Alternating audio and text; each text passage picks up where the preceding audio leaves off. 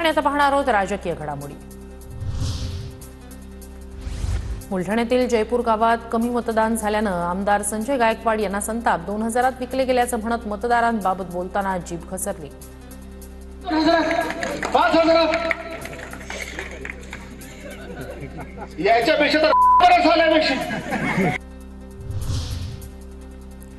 तुम्ही मत दिली म्हणजे माझे मालक नाही झालात, मला सालगडी केलंय का? बारामतीमधील जनता दरबारात अजित पवार संतापले।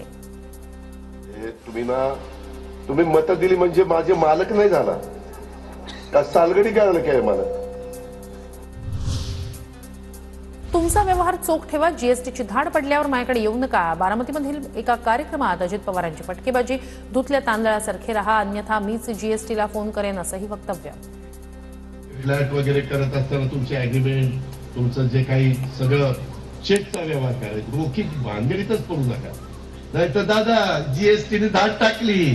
दादा त्याच्याकरता फायनान्स मिनिस्टर झालेला नाही। तुम्ही तुमचे कागदपत्र व्यवस्थित ठेवा। पालकमंत्री पदाची एवढी चर्चा पहिल्यांदाच होते। खासदार सुप्रिया सुळेंचं वक्तव्य, सरकारमध्ये केवळ मुख्यमंत्री काम करताना दिसतायत, एवढं मोठं बहुमत मिळूनही वन मॅन शो सुरू आहे, असाही टोला।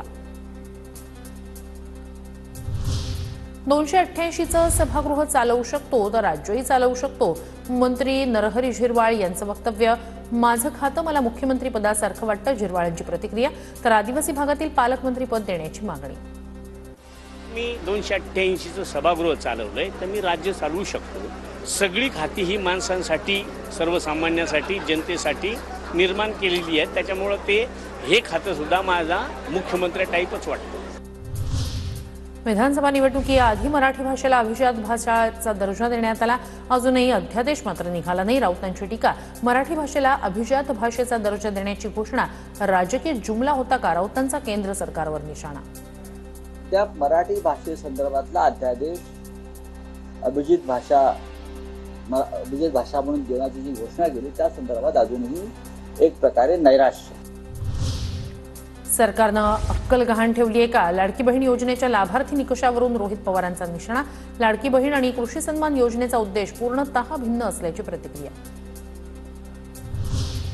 लाडकी बहीण योजनेचा लाभ निकष न ठेवता द्यावा, बच्चू कडू यांची मागणी। आणि निकष न लावता योजना कशी सुरू केली याचीही कारवाई करावी लागेल, बच्चू कडू यांच्याकडून कारवाईची मागणी।